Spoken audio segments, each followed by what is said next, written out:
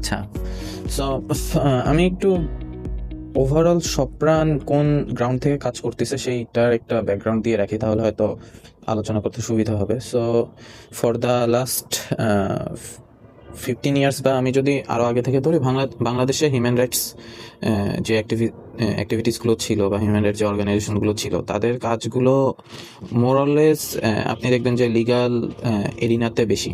So for example, আপনার policy, কেউ হয়তো পলিসি অ্যাডভোকেসি করছে বা কেউ হয়তো লিগাল এইড দিচ্ছে। আরেকটা কাজ গুরুত্বপূর্ণ ছিল, সেটা হলো ডকুমেন্টেশন। হ্যাঁ, আপনার সেটা হচ্ছে ফ্যাক্ট ফাইন্ডিং একটা ছিল, যে কোনো একটা ইনসিডেন্ট ঘটলে মাঠে যে ওই জিনিসটাকে ইনভেস্টিগেট করা এবং তাকে লিগাল এইড দেয়া। আরেকটা ছিল হচ্ছে আপনার পত্রিকায় যেই ইগুলো হয়, হিউম্যান রাইটস ভায়োলেশনগুলো ডকুমেন্টেড থাকে, সেগুলোকে হচ্ছে আর্কাইভ করে একটা স্ট্যাটিস্টিক বের করা বা এই ধরনের কিছু। So which is okay, which is actually necessary, যে ওভারঅল চিত্রটা তুলে ধরা এবং একই সাথে লিগাল যেই সেফগার্ডিংগুলো আছে সেগুলো ইনশিওর করা। বাট যেই জিনিসটা হয়েছে যে এই পুরো জায়গাটা একটা জিনিস মিসিং থাকে, সেটা হচ্ছে আপনার লিগাল যে প্রিন্সিপালগুলো আছে বা হচ্ছে তথাকথিত যেই সেফগার্ডিং পলিসিগুলো আছে কনস্টিটিউশনে, এটা তো একে তো সাধারণ মানুষ জানে না অনেক কিছুই, আর দ্বিতীয়ত হচ্ছে এইগুলো অনেক ক্ষেত্রেই আপনার ডেভেলপ হয় নাই। কিন্তু অথরিটেরিয়ান রেজিম যখন আসে বা একটা ফ্যাসিস্ট রেজিম যখন আসে, তারা ওভার দ্য টাইম হচ্ছে বিভিন্ন ধরনের স্ট্র্যাটেজি ডেভেলপ করে, যার মাধ্যমে আপনার এই যে লিগাল যে বাইন্ডিংসগুলো সেগুলো হচ্ছে বাইপাস করা যায়। ফর এক্সাম্পল, গুমের যে কনসেপ্টটা আর কি, হ্যাঁ, যে এইটাকে আপনি সরাসরি লিগাল দিয়ে কাউকে ধরতে পারতেছেন না। সো এই জায়গা থেকে আমাদের একটা চিন্তা ছিল যে এইখানে আমরা বিয়ন্ড যেই লিগাল ফ্রেমওয়ার্ক, এইটা যে যে আরো কিছু যেই আমাদের সোশ্যাল সায়েন্স অন্যান্য কিছু ফ্রেমওয়ার্ক দেয়। ফর এক্সাম্পল, আপনার অ্যানথ্রোপোলজি থেকে আমরা কিছু চিন্তা ভাবনা পাই, পলিটিক্যাল সায়েন্সের বেসিক কিছু চিন্তা ভাবনা আছে, সোসিওলজি কিছু থিওরিটিক্যাল ফ্রেমওয়ার্ক আছে। তো ওই জায়গা থেকে আমরা একটু হিউম্যান রাইটসকে একটু ব্রডার কনটেক্সটে দেখতে যাচ্ছি। সো এইটা আমাদেরকে একই সাথে হেল্প করে যে আপনার যেই কোনো একটা রিজিম বা কোনো একটা শাসক গোষ্ঠী আসলে তার সিটিজেনের সাথে কিরকম বিহেভিয়ার করতেছে, এটাকে একটা ব্রডার ফ্রেমওয়ার্ক থেকে দেখতে। এবং আমরা যখন গত 15 বছরের ইগুলো দেখি আর কি, 15 বছরের যেই আপনার ফ্যাসিস্ট রিজিমের যেই ওভারঅল আর্কিটেকচারটা দেখি, সেইখানে আপনি দেখবেন এখানে লিগাল বাইরেও, লিগাল ল্যাঙ্গুয়েজের বাইরেও এখানে একটা কালচারাল এলিমেন্ট তৈরি হয়েছে। এবং একই সাথে এইখানে হচ্ছে এই কালচারাল এলিমেন্টটা একটা লেজিটিমেসি তৈরি করছে, এবং একই সাথে সেইটা কনসেন্ট ম্যানুফ্যাকচারিং একটা কাজে দিছে আর কি। জনগণের হচ্ছে যেই জনগণের একটা সম্মতি নিয়ে যে এদের এগেনস্টে এরকম কাজ করা ঠিক আছে। সো এই জিনিসগুলোকে আসলে ব্যাখ্যা করার জন্য আমরা চেষ্টা করতেছিলাম যে এরকম কিছু ইনিশিয়েটিভ নেওয়া, যেগুলো থেকে আসলে আমরা হিউম্যান রাইটসকে একটা নির্দিষ্ট বাবলের বাইরে নিয়ে যেতে পারি। তো ছড়াগুলি হলো ছড়াগুলির যে ইস্যুটা, সেটা আমাদেরকে আসলে মোটিভেট করছে এই ইস্যু নিয়ে কাজ করতে, বিকজ আমরা সরাসরি গ্রাউন্ডেড পার্সপেক্টিভ নিয়ে কাজ করছি। জাস্ট লিগাল যে ইস্যুগুলো আছে, যে কোথায় ল ভায়োলেট হয়েছে, কোথায় হচ্ছে মানুষের যে হিউম্যান আর্কাইভে যেটা আছে আর কি, আপনার ডকুমেন্টেশন যেগুলো ছিল, সেই নাম্বারগুলো কোথায় কি আছে, ওইগুলো না দেখে আমরা চোখের সামনে দেখতেছি যে ছড়াগুলি হচ্ছে ইউটিলাইজ করা হচ্ছে, এবং যারা হচ্ছে আহত হচ্ছে, তাদের তো আপনার কাইন্ড অফ মানে তাদের সোশ্যাল ইকোনমিক লাইফ শেষ হয়ে যাচ্ছে। যারা অন্ধ হয়ে যাচ্ছে তাদের তো লাইফটাই মোটামুটি একটা ইসে পড়ে গেছে। এবং একই সাথে হচ্ছে, কিন্তু এইটা নিয়ে এটা সামহাও অথরিটি বলেন বা সরকার বলেন, এটা পার পেয়ে যাচ্ছে। সো এই জিনিসটা নিয়ে আমরা ওইখান থেকে মানে চেষ্টা করলাম আর কি, যে জিনিসটাকে আসলে আমরা কিভাবে এমন একটা ফ্রেমওয়ার্কের আন্ডারে নিয়ে আসতে পারি, যার মাধ্যমে যে এটা যে একটা হিউম্যান রাইটস ভায়োলেশন এবং এটা যে একটা অথরিটেরিয়ান রিজিমের টুল, সেটা আমরা ভালোভাবে বুঝতে পারি। সো এটা বলতে পারেন সপ্রাণের ব্রডার যেই ভিশনটা আছে হিউম্যান রাইটসকে একটু আরো ব্রডার সেন্সে, আরো কম্প্রিহেন্সিভ ওয়েতে দেখা, সেটার একটা ইনিশিয়েটিভ, এবং এই ইনিশিয়েটিভ দ্বারাই আমরা আমাদের যাত্রাটা মোটামুটি শুরু করার চেষ্টা করেছি আর কি। তো ছড়াগুলির যেই জিনিসটা আসলে আমরা বোঝার চেষ্টা করেছি যে এই যে এটা এত হার্ম করতেছে, বাট সামহাও এইটা নিয়ে সাধারণ মানুষ ওকে উইথ হ্যাঁ, সাধারণ মানুষের আপনার আপনি যদি দেখেন যে সিম্পল পুলিশ লাথি পেটা করতেছে, বা হচ্ছে হলো সামহাও হইতেছে পুলিশ হয়তো করছে, গুলি বর্ষণ করছে, এবং হইতেছে আপনি যদি যখন হচ্ছে হলো ওই কোটা আন্দোলন বা নিরাপদ সড়ক আন্দোলনগুলো দেখছেন, ওই সময় সাধারণ মানুষ যেভাবে সাপোর্ট দিছে। সো ছড়াগুলির ক্ষেত্রে আমরা দেখছি যে এইটা সাধারণ মানুষকে ওইভাবে নাড়া দিচ্ছে না আর কি। সো এবং এইটাই প্ল্যান ছিল আর কি, যে ছড়াগুলি ইউটিলাইজ করার অন্যতম হচ্ছে যে আপনার অন্যতম যেই উদ্দেশ্য সেটা হচ্ছে হলো আপনি জনগণ এটা নিয়ে খুব বেশি বদার্ড হবে না, বাট আপনার যারা উদ্দেশ্য, যাদেরকে ডিসেবল করার উদ্দেশ্য, যাদেরকে সরাই দেওয়ার উদ্দেশ্য, সেইটা আপনি সহজে কামিয়াব হতে পারবেন। তো সেইটাকে আমরা পাবলিক ডিসকোর্সের সামনে নিয়ে এসে সরকারের দায়বদ্ধতা বাড়ানোর জন্যই আমরা আসলে এই কাজটা হাতে নিয়েছি আর কি। ভাই ধরেন আমাদের এখানে এরকম একটা কথা চলে আসছে যে সরকারগুলি যে ব্যবহার, বাংলাদেশের যে কালচার, আইন বা বেআইন যে কালচার কিভাবে আসছে, সূত্রপাতটা কোথায়, কারণ যেহেতু ধরা দিলে ভালো হতো। বা আর এই আপরাইজিং এর যে মেথডটা কিন্তু এটাতে সরকারগুলির কি ভূমিকাটা ছিল আমাদের? আচ্ছা, এক্সাক্ট আমরা পাওয়াটা আমাদের জন্য কঠিন হয়ে গেছিল আর কি, যে ছড়াগুলি ঠিক কোন সময়টায় আসলে বাংলাদেশ আইন শৃঙ্খলা বাহিনী ব্যবহার করা শুরু করেছে। আমরা আইন শৃঙ্খলা বাহিনীর কাছে রিচ আউট করার চেষ্টা করেছি, বাট স্বাভাবিকভাবেই they are not interested to give the interview এবং প্রপার দিবে। বাট আমরা যখন কাজ করেছি তখন ইভেন এরশাদের সময়ও এটার একটা হিন্ট পেয়েছে, এটা আন্দোলনকারীদের এগেনস্টে ব্যবহার করা হইতো আর কি। আর এটার তো আপনার ওভারওয়েলমিং ইউজ হয়েছে হলো আপনার গত আওয়ামী লীগ আমলে, বিশেষ করে হচ্ছে আপনি যদি পেপার পত্রিকা ঘাটেন 2018 থেকে শুরু করে বিশেষ করে আপনার বিএনপির যেই আন্দোলনগুলো ছিল সেই আন্দোলনগুলোতে ছড়াগুলি অহরহ ব্যবহার করা হয়েছে। এবং ওই সময় যদি ছাত্রদলের যারা নেতা ছিল তাদের সাথে যদি আপনি কথাবার্তা বলেন, তারা যারা মিছিলে যেত আর কি, সবারই মাথা, নেক, হ্যাঁ, বা হলো বুক, হাত, এইসব জায়গায় দেখবেন যে কতগুলো পেলেটস রয়ে গেছে ভেতরে ছড়াগুলি। তো 2018 সালের পরে আমরা এটা রেকলেস ব্যবহার খেয়াল করেছি আর কি। আর আপরাইজিং এর ক্ষেত্রে যেটা হয়েছে সেটা হলো যে আমরা প্রথমত যে জিনিসটা খেয়াল করেছি যে আবু সাইদের উপরের যে ছড়াগুলি করা হয়েছে, মানে ওকে শহীদ করা হয়েছে ছড়াগুলির মাধ্যমে, এইটা না পাবলিক ডিসকোর্সে ছিলই না। একটা বড় অংশ বিলিভ করে ওকে রবার বুলেটের মাধ্যমে মারা হয়েছে আর কি, রাবার বুলেটের মাধ্যমে। সো এই জায়গাটা আসলে এমনভাবে ইউটিলাইজ করা হয়েছে যে আন্দোলনকারীদের এগেনস্টে আপনার গুলি বর্ষণ না করে ছড়াগুলি করা হচ্ছে, এবং এটাকে এমনভাবে করা হয়েছে যে ছড়াগুলি জাস্ট হচ্ছে আপনার কিছুটা স্কিন ভেদ করে, ভাইটাল অর্গানে কখনো এটা আঘাত করে না। থিওরিটিক্যালি ইটস অ্যাকচুয়ালি ট্রু, কারণ ছড়াগুলি যেভাবে আসলে কাজ করার কথা, যে আপনি একটা নির্দিষ্ট ডিস্টেন্স মেনটেন করবেন এবং একটা ছড়ায়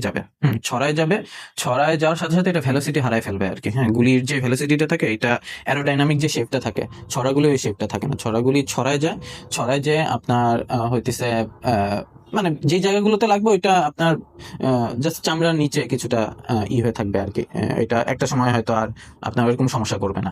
সো দ্যাট ওয়াজ দ্য মানে থিওরিটিক্যাল জায়গা যেখান থেকে হলে আইন শৃঙ্খলা বাহিনী এটা ব্যবহার করতো, এবং ওইভাবেই আসলে যখন পাবলিক মানে অ্যাকাউন্টেবিলিটির জায়গাগুলো আসছে, তখন আইন শৃঙ্খলা বাহিনী এটাই বলছে যে ছড়াগুলিটাকে আমরা ওইভাবে জাস্ট যাতে মানে জাস্ট অ্যানাদার জল কামান বা হচ্ছে হলো সাউন্ড গ্রেনেড, এটার পাশাপাশি তারা করতো আর কি। এবং আপনি যদি পেপার পত্রিকাগুলোও দেখেন, এইখানেও আপনার ছড়াগুলিকে ওইভাবে পোর্ট্রে করা হয়েছে যে লাঠিচার্জ করছে, জল কামান দিছে, হ্যান্ড গ্রেনেড করছে, এবং ছড়াগুলি আসছে টু জাস্ট ক্রাউডটাকে ছড়াই দেওয়ার জন্য। সো ওভারঅল আপনার মিডিয়া বলেন বা হচ্ছে পাবলিক ডিসকোর্স বলেন, ছড়াগুলি হচ্ছে ওইরকম একটা ইনিশিয়েটিভ ছিল, মানে ওইরকম একটা ফ্রেমিং ছিল ছড়াগুলি হিসেবে। এবং 24-এ যেহেতু এটা একটা ব্রডার রেঞ্জ ধারণ করছিল, সেই ক্ষেত্রেও ছড়াগুলি আপনার ওইভাবেই করা হয়েছে, ওইভাবেই আসলে ফ্রেমিংটা করা হয়েছে। কিন্তু 24-এর ক্ষেত্রে যেই জিনিসটা সবচেয়ে বেশি ডিফারেন্ট ছিল সেটা হচ্ছে আপনার কিভাবে ব্যবহার করা হয়েছে, মানে একটা উইপন লিথাল কি নন লিথাল কি লেস লিথাল, এইটা ডিপেন্ড করে আপনি আসলে কিভাবে ব্যবহার করতেছেন। মানে নর্মালি রাবার বুলেটের কথা আমরা যখন শুনি তখন তো মনে হয় যে এটা আসলে একটু ব্যথা লাগবে, ওইরকম সমস্যা হওয়ার কথা না, এটা হয়তো ক্রাউড কন্ট্রোলের জন্য এটা ব্যবহার করা যেতে পারে। কিন্তু আপনি যদি একেবারে কাছ থেকে চোখ বরাবর রাবার বুলেট গুলি করেন তাহলে কিন্তু এটা লিথাল। হ্যাঁ, একইভাবে সাউন্ড গ্রেনেডেও আমাদের একটা ধারণা ছিল যে এটা জাস্ট একটা নন লিথাল মানে লেস লিথাল ইনিশিয়েটিভ, যার মাধ্যমে হচ্ছে জাস্ট ভিড়টাকে সরাই দেওয়া যায় আর কি। কিন্তু রিসেন্টলি আপনারা হয়তো খেয়াল করছেন এই যে প্রাথমিক শিক্ষা যাদের শিক্ষকদের একটা আন্দোলন চলছিল, সেখানে একজন মারা গিয়েছেন সাউন্ড গ্রেনেডের আঘাতে। সো এইখানে এবং টিয়ারশেলও কিন্তু মারা যায়। টিয়ারশেলও আপনার একজনের মাথায় হয়েছিল, সরাসরি টিয়ারশেলটা লাগছিল, সে মারা গেছিল আর কি। এটা গত সরকারের আমলে। সো 24-এ জিনিসটা ডিফারেন্ট হয়েছিল হলো যে কিভাবে ছড়াগুলি ব্যবহার করা হয়েছে। আপনি আমাদের ডকুমেন্টারিটা রিলিজ হলো, হয়তো আপনার দেখবেন যে পুলিশ নর্মালি যেটা করছে যে একটা আন্দোলনকারীকে এমনি ডাক দিছে যে শুনেন আপনার সাথে কথা আছে, আসছে, আসার সঙ্গে সঙ্গে একবার কাছ থেকে হাঁটু বরাবর গুলি করে দিছে। আরেকটা যে এটা যে আবু সাইদকে যেভাবে মারা হয়েছে ওইটা ছড়াগুলি এসে ওর এই জায়গাগুলোতে এই ভাইটাল অর্গান গুলোতে হলো টার্গেট করা হয়েছিল। তো এটা অবভিয়াসলি আপনার কোমরের উপরে টার্গেটেড হবে না। হ্যাঁ, এটা মানে ইথিক্যালি যে এটা টার্গেট হবে আপনার পা বা ওই জায়গাগুলোতে, এবং দূর থেকে, যথেষ্ট দূর থেকে, যাতে করে গুলিগুলো ভেলোসিটি হারায় ফেলে। হ্যাঁ, কিন্তু বেশিরভাগ ক্ষেত্রে খুব কাছ থেকে এইগুলো করা হয়েছে। আপনি ওই যে নরসিংদীতে যে ছেলেটা মারা গেল আর কি, ক্লাস 8-এ পড়ে মনে হয়, তো ওর লাশটা যদি দেখেন পুরো বুক জুড়ে ছড়াগুলি ছড়ায় দেয়া। সো 24-এর ক্ষেত্রে ছড়াগুলি হচ্ছে আপনার একটা তো তার লেস লিথাল যে লেভেলিংটা ওইটা হচ্ছে সরকার অফিসিয়ালি ব্যবহার করছে, কিন্তু যখন এক্সিকিউশনে গেছে তখন ওইটা তারা লিথালি ব্যবহার করছে। So it's all about execution. আপনার জিনিসটাকে থিওরিটিক্যালি আপনি লেস লিথাল দেখাইতে পারেন, কিন্তু জিনিসটা যখন একেবারে ক্লোজ রেঞ্জে ব্যবহার করা হবে এবং হত্যার উদ্দেশ্যে ব্যবহার করা হবে তখন এটা লিথাল হইতে বাধ্য আর কি। এবং 24-এ ওইটাই হয়েছে, তার এক্সিকিউশনটা আসলে আন্দোলনকারীদেরকে হয় পার্মানেন্টলি ডিসেবল অথবা মেরে ফেলার উদ্দেশ্যে করছে।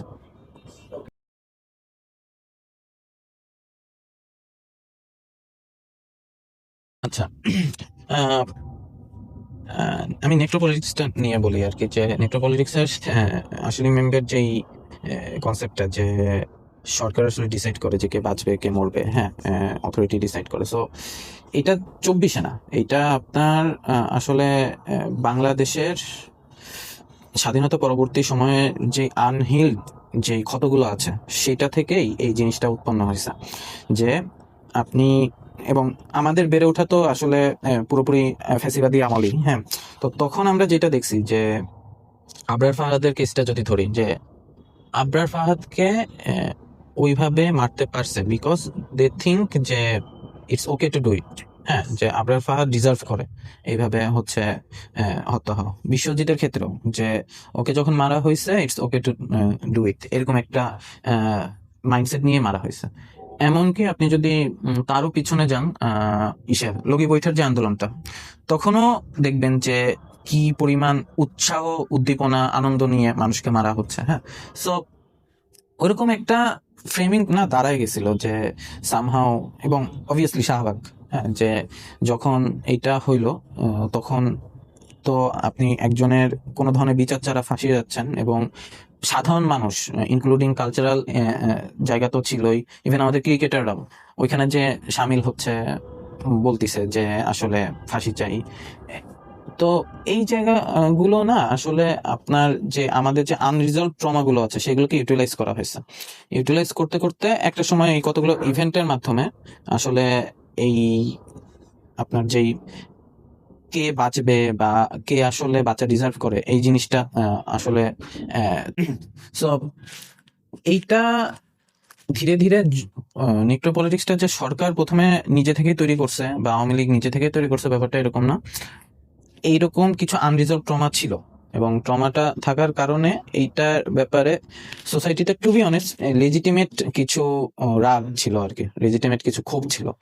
ওই ক্ষোভগুলো ধীরে ধীরে যখন হইতেছে শাহবাগ হইলো, এবং এই ক্ষোভগুলো একে প্রপার হইতে চ্যানেল করা গেল, চ্যানেল করে হচ্ছে কাইন্ড অফ মানে আপনার এই ফ্যাসিবাদী যে কালচারটা এটা এস্টাবলিশ করে ফেলা গেল, তখন আসলে নেক্রোপলিটিক্সটা একেবারে ফুললি আপনার ইনস্টিটিউশনালাইজ হয়ে গেল যে ওকে ও শিবির করে, মানে ট্যাগিং কালচার যেটা শিবির করে, ওর বাঁচার অধিকারটা নাই। হ্যাঁ, এবং সেইটার মাধ্যমেই হচ্ছে আপনার এই যে ইসেরটা আপনি 24-এর যেই ঘটনাটা দেখছেন, এটা নেক্রোপলিটিক্সটা কিভাবে ইস্টাবলিশ হলো বা কিভাবে শুরু হলো, এটা যদি দেখেন তাহলে ওই যে রাজাকারের যেই ইটা আর কি, হ্যাঁ, রাজাকারের যে ট্যাগিংটা ওইটার মাধ্যমেই হইতেছে।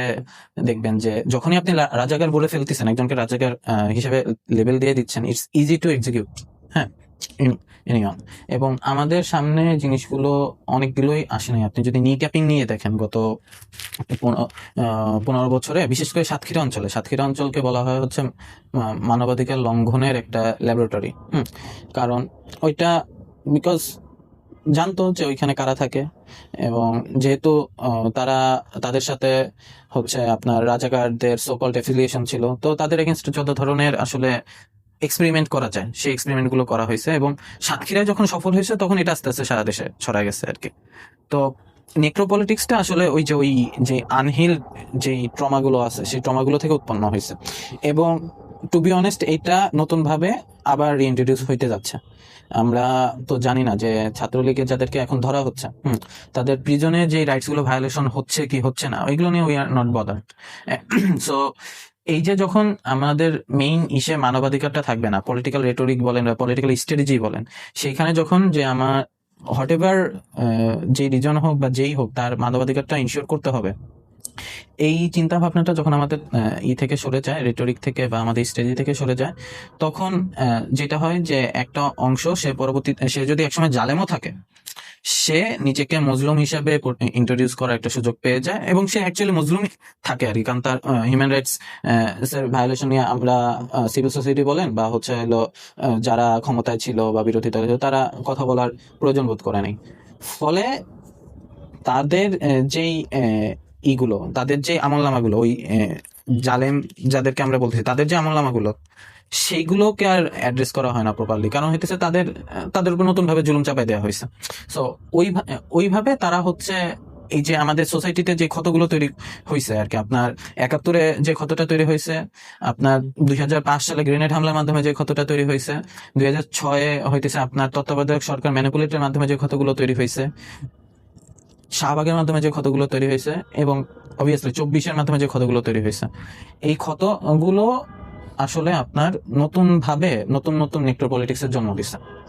হ্যাঁ, এবং এইভাবে হচ্ছে হলো আপনার একটা সাইকেল চলতেছে আর কি। এবং এইটা পরবর্তীতে দেখবেন যে নতুন ভাবে আমরা যাদেরকে এতদিন পারপেট্রেটর ভাবতেছে, তারা হয়তো আদার সাইডে দেখা যাবে তাদেরকে, এবং তারা এইভাবে তাদের লেজিটিমেসি আবার নতুন ভাবে গেইন করবে। হ্যাঁ, সো ইটস ইম্পর্টেন্ট যে আপনি প্রপার জাস্টিসটা একজনকে ডেলিভার করতেছেন, মানে রিগার্ডলেস সে যেই হোক, তার হিউম্যান রাইটসটা ইনশিওর করতেছেন। হ্যাঁ, এটা ইনশিওর না করা ছাড়া আপনার নেক্রোপলিটিক্স, মানে এটা জাস্ট 24-এ থেমে যাওয়ার বিষয় না আর কি। 24 এটা অবভিয়াসলি এটা ইউটিলাইজ হয়েছে, but it was always there.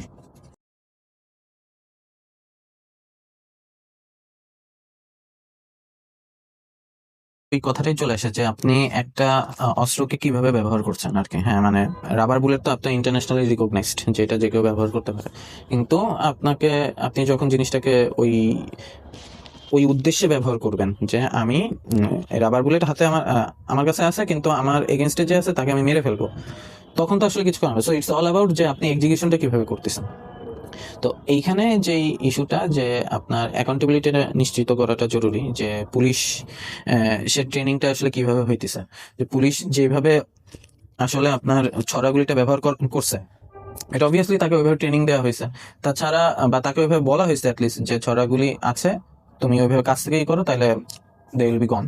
So এই জায়গাটায় আসলে প্রপার ট্রান্সপারেন্সিটা জরুরি, যে পুলিশের যে বল প্রয়োগের যে ধাপগুলো, এই ধাপগুলোর প্রশিক্ষণটা কিভাবে হচ্ছে, এবং তার চেয়ে বেশি জরুরি যে আপনার যে অস্ত্রগুলো কেনা হয় ক্রাউড কন্ট্রোলের জন্য, এটার প্রকিউরমেন্টটা আসলে কিভাবে হচ্ছে, জনগণের সামনে এটা কি কিনা, মানে প্রপারলি ভিজিবল কিনা, যে গত এক বছরে পুলিশ কতগুলো কতগুলো মারণাস্ত্র কিনছে, কতগুলো লেস লিথাল উইপন কিনছে, কতগুলো সোকল্ড নন লিথাল উইপন কিনছে। যেমন আপনার ডেইলি স্টারের একটা ইনভেস্টিগেশনে, ডেইলি স্টার বা হচ্ছে টেক গ্লোবাল ইনস্টিটিউট, দুইটা ইনভেস্টিগেশনে মনে হয় বের হয়ে আসছিল যে 2020 সালের পরে হিউজ একটা ইনক্রিজ হয়েছে পুলিশের হচ্ছে লিথাল উইপন কেনার ক্ষেত্রে আর কি, মিলিটারি গ্রেড উইপন কেনার ক্ষেত্রে। সো এখন সামনে নির্বাচন আসছে, তো নির্বাচনে আপনার তো আসলে প্রথমে কথা ছিল যে বডি ক্যামেরা কিনবে, যাতে পুলিশ কি করতেছে সেটা দেখা যায়। তো রিসেন্টলি ওইটা চিন্তা বাদ দিয়ে শটগান কেনার চিন্তা করা হয়েছে আর কি।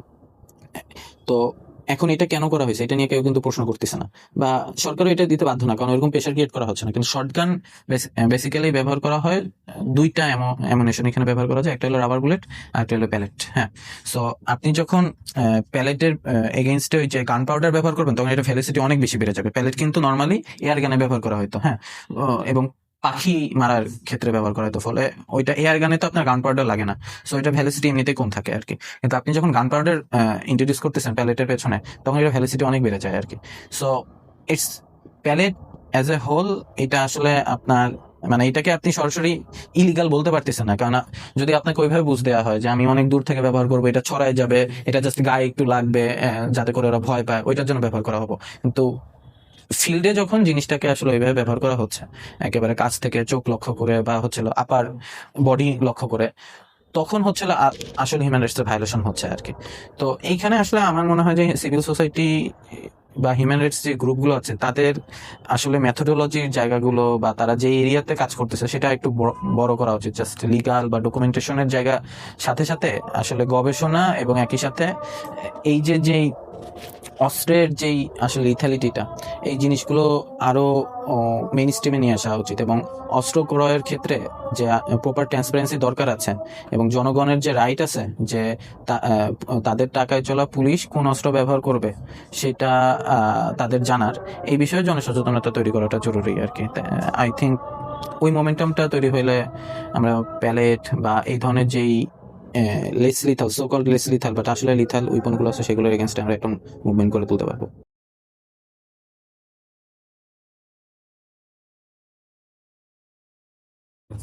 আচ্ছা, ভিকটিমদের ক্ষেত্রে আমরা যেটা দেখছি যে প্রথমত আমরা সোশ্যাল ডেটের যে কথাটা বলছিলাম আর কি, যে ছড়াগুলি যখন ব্যবহার হয় তখন সরকারের উদ্দেশ্য যতটা না মেরে ফেলা, তার চেয়ে বেশি ভিকটিম বা হইতেছে যে আন্দোলনকারী তার সামাজিক জীবনটাকে শেষ করে দেয়া।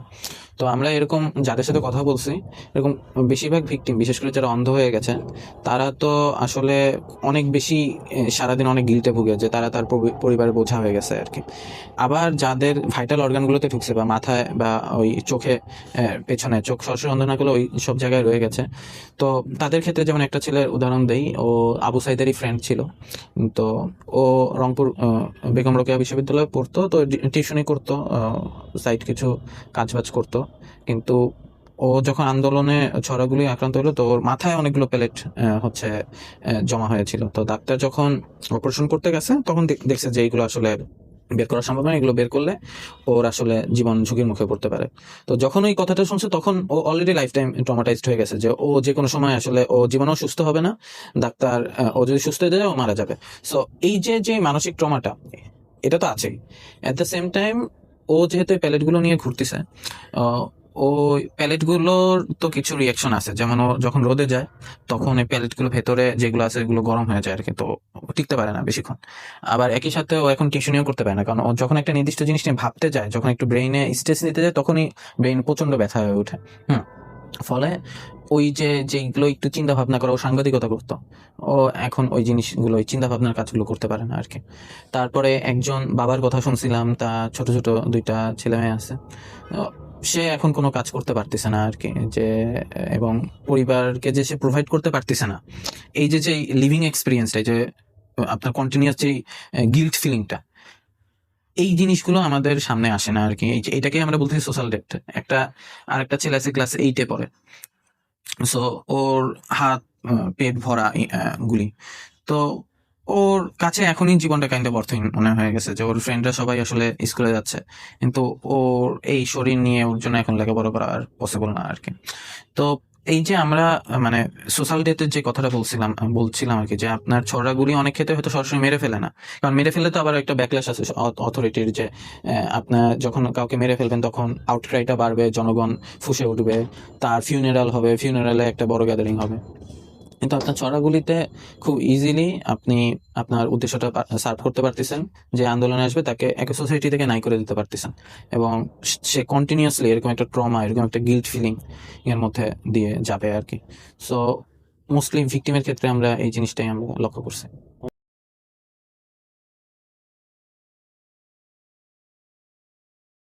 আচ্ছা, প্রথমত এটার একটা নর্মেটিভ অ্যান্সার আছে, মানে আমি যদি আমার পার্সোনাল অপিনিয়ন দিই আর কি। হ্যাঁ, সো 24-কে অবশ্যই 24 নিয়ে গবেষণা করাটা জরুরি, এবং 24 কে আসলে আমরা যে একটা অ্যাচিভমেন্ট করছি সেটাকে সাস্টেনেবল করার জন্য এটাকে যত বেশি আমি গবেষণায় নিয়ে আসতে পারবো, যত বেশি সাংস্কৃতিক মণ্ডলে নিয়ে আসতে পারবো, এবং একই সাথে হচ্ছে পলিসিতে আমি ট্রান্সলেট করতে পারবো, ওইটা খুবই জরুরি। বাট জাস্ট 24-কে নিয়ে গবেষণা করতে হবে মানে ওইটা আমার কাছে মনে হয় যে একটু ইভেন্ট পূজা টাইপের হয়ে যায় আর কি, যে লাইক জাস্ট অ্যানাদার 71 কিনা জিনিসটা। হ্যাঁ, বাট মানে জিনিসটাকে আমি এভাবে বলতে চাই যে আপনার আমরা যে চেঞ্জটা নিয়ে আসতে পারছি, যেই মানে ফ্যাসিবাদ বলেন বা যেই রাষ্ট্র ব্যবস্থা ছিল, সেটাকে আমরা কিছুটা ওই ফ্যাসিবাদী কাঠামোর বাইরে যদি নিয়েও আসি, সেটাকে সাস্টেন করার জন্য আসলে আমাদের কি ধরনের গবেষণা করা দরকার এবং কি ধরনের কাজ করা দরকার, ওই দিকে হয়তো নজর দেওয়া জরুরি।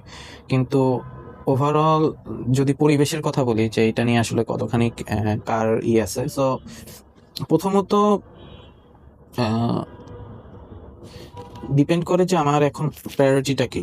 হ্যাঁ, সো আপনার যদি আমি রাইট নাও বর্তমান সময়ের কথা ধরি, এখন তো অবভিয়াসলি সবাই নির্বাচনমুখী হয়ে গেছে, নির্বাচনের কথাবার্তাই বলবে, এবং জুলাইয়ের যে শক্তিগুলো ছিল তাদের একটা বড় অংশ হচ্ছে আপনার আলটিমেটলি সমাজ থেকে সরে ক্ষমতার কাছে চলে গেছে আর কি। এবং কিভাবে আসলে, কারণ আওয়ামী লীগ চলে যাওয়ার পরে তো অনেকটা ভয়ের তৈরি হয়েছে, তো ভয়গুলো ফিল আপের দরকার ছিল। সো আপনি যখন ক্ষমতার কাছাকাছি চলে যাবেন, তখন সমাজ স্বাভাবিকভাবেই হচ্ছে সমাজ থেকে আপনি বিচ্যুত হয়ে যাবেন, এবং সমাজের যে অ্যাকচুয়াল প্রবলেমগুলো, সেই প্রবলেমগুলো আনএড্রেস থাকবে। ইভেন যারা 24-এ এই যে বিভিন্ন কারণে ভিকটিম হয়েছে, ভিকটিম ফ্যামিলিগুলো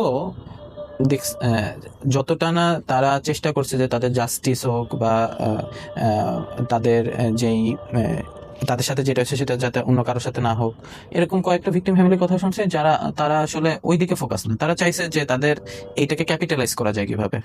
মানে হিউম্যান নেচার যেটা, আমি তাদেরকে দোষ দিতেছি না, কিন্তু আমাদের যে লিমিটেশনটা রয়ে গেছে, যে আমরা এইটার প্রয়োজনীয়তাটা আসলে কালেকটিভ ভাবে অনুভব করতে পারি নাই।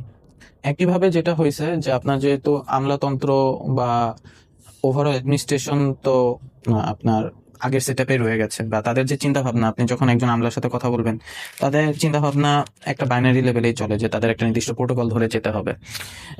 তো সেই জায়গায় আসলে গবেষণার মতো যখন কাজটা নিয়ে আসি আমরা, সেইখানে আমরা স্বাভাবিকভাবে অনেক বেশি বাধাগ্রস্ত হয়েছে।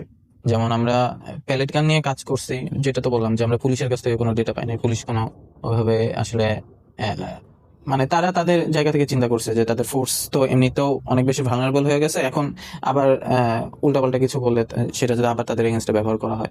একইভাবে আমরা যখন মেডিকেলে গেছি, মেডিকেল থেকে আমরা যখন ডেটাগুলো চাইছি, তখন আমাকে অনেকগুলো প্রসিডিউর দেখাইছে, যেটা আলটিমেটলি আমার জন্য ডেটাগুলো ইনঅ্যাক্সেসিবল করে দিছে আর কি।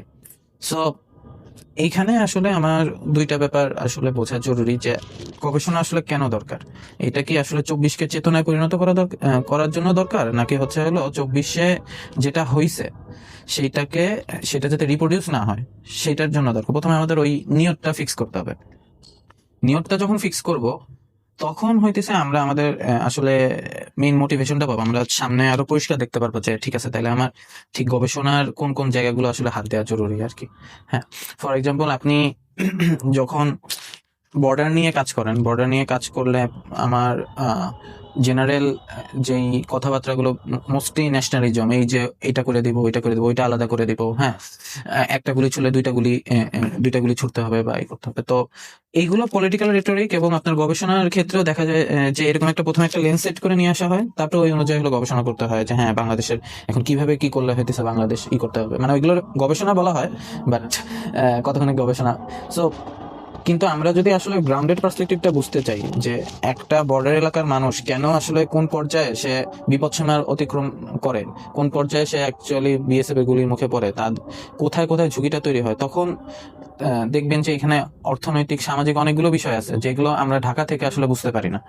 আমরা দেশ নিয়ে কথা বলি কিন্তু দেশ কনসেপ্টটা আসলে কিভাবে আসছে, এবং একটা বর্ডার এরিয়ার মানুষের জন্য যখন আমি হুট করে বললাম 47-এ যে তোমরা একটা দেশে আমরা আরেকটা দেশে, যেখানে সে প্রতিদিন হয়তো 5 মিনিট হেঁটে চা খাইতে যাইতো সেখানে এখন তার যাইতে পাসপোর্ট লাগতেছে বা তার ভিসা লাগতেছে। এই যে ওভারঅল যেই মানে সংকটগুলো আমাদের দেশের বিভিন্ন জায়গায় ঐতিহাসিকভাবে, কালচারালভাবে, অ্যাডমিনিস্ট্রেটিভভাবে রয়ে গেছে, এই সংকটগুলো অ্যাড্রেস করার জন্য আমাদের আসলে প্রপারলি বুঝতে হবে যে আমরা আসলে কোন উদ্দেশ্যে কাজগুলো করতে চাই আর কি। আমরা কি সংকটগুলো করতে চাই, সংকটগুলো সমাধানের জন্য আসলে আগাইতে চাই, নাকি জাস্ট চেতনা, ন্যাশনালিজম এই ধরনের রেটরিকগুলো ফিট করানোর জন্য আগাইতে চাই আর কি। সো আমাদের আত্মসমালোচনাটা জরুরি সেই ক্ষেত্রে যে আমরা আসলে কি উদ্দেশ্যে গবেষণা করব, এবং তারপরে আমরা কথা বলবো যে আসলে আমাদের গবেষণার আসলে কোথায় বাধাগুলো আছে। অবভিয়াসলি অ্যাডমিনিস্ট্রেশন বা পলিটিক্যাল কালচার এগুলো গবেষণার জন্য প্রেফারেবল না, বাট তারও আগে আসলে গবেষণার লক্ষ্য, উদ্দেশ্য সেট করাটা বেশি জরুরি আর কি।